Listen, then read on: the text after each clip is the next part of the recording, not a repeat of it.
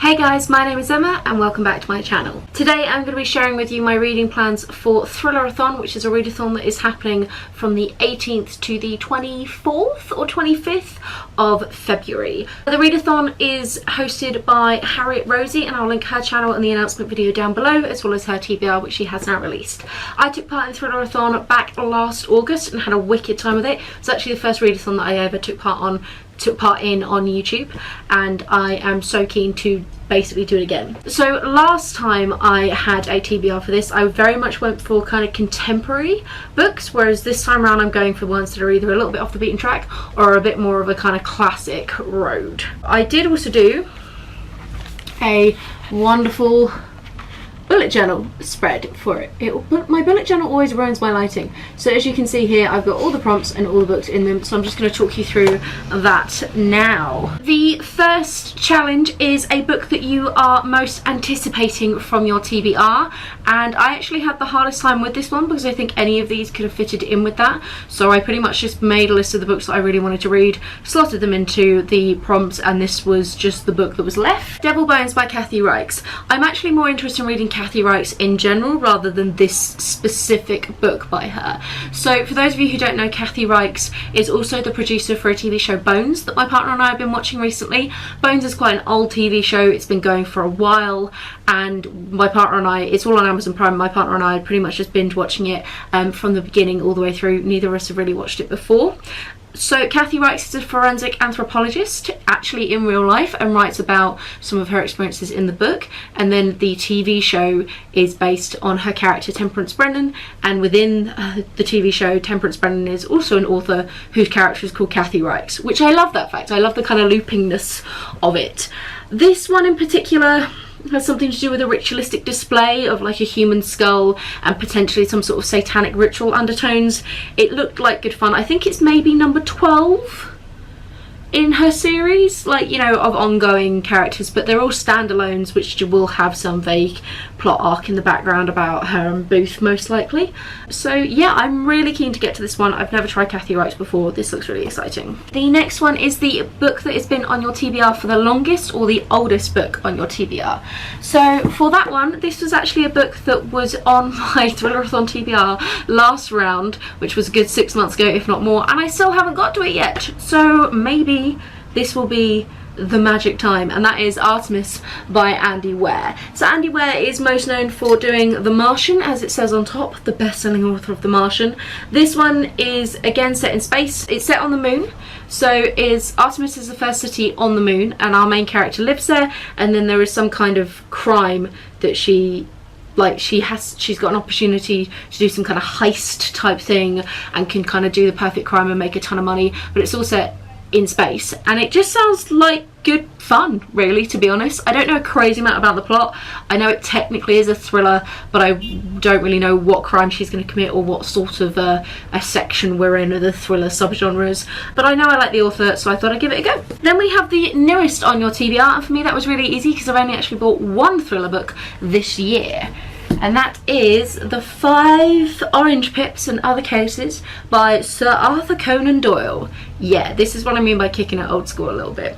So I have never read any Sherlock Holmes before. I am trying to read more classics this year. I could not resist the cover of this one, and the reason why I picked up this particular collection of short stories from Sir Arthur Conan Doyle rather than any of the many other ones that are out there is this has the introduction of the wonderful Irene Adler, who is a character from Conan Doyle that I'm really excited to get to know actually on paper rather than in the various TV film adaptations I've seen of her. So very, very excited.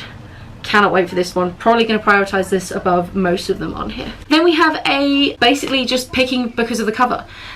So for that one I have Silver Bullets by Elmer Mendoza. So this I picked up specifically for my book world tour, and I haven't got around to it yet. I keep meaning to pick it up, and this is a crime writer from Mexico. It's considered the godfather of narco lit, so we're going to be looking at more of a drugs-based thriller rather than murder mystery. I have started this before, literally months ago now, but there are no speech marks at all in any of the pages, and I found that really jarring, and I started it quite late at night, and it was really difficult to get into, and I know that I'm going to need to sit and like dedicate a decent amount of time to this to get into that wavelength and into that style of writing. I'm sure once I get past that it's going to be really amazing, because Elmer Mendoza is hugely popular in Mexican literature, so I'm really excited for this. I'm pretty sure this is translated. It's translated by Mark Fried, who knows, but I am trying to read more translated fiction in general as well, so that's awesome. Then we have an author that you're going to revisit, or this is an author or a book, it could be a reread, and this is the only prompt where I have multiple options for it. So it's all the same author. Basically, I read some Raymond Chandler back in November thanks to my darling father setting me the big sleep, and I really want to read some more, so I have 3 on my shelves from Raymond Chandler. I've got Trouble Is My Business, The Long Goodbye, and The Little Sister. I know nothing about any of these other than it's continuing with his main character Philip Marlowe, who is his detective, just like Kathy Reiches had her Temperance Brennan. I don't know which one I'm going to pick up yet. It will just be a bit of a spur of the moment one.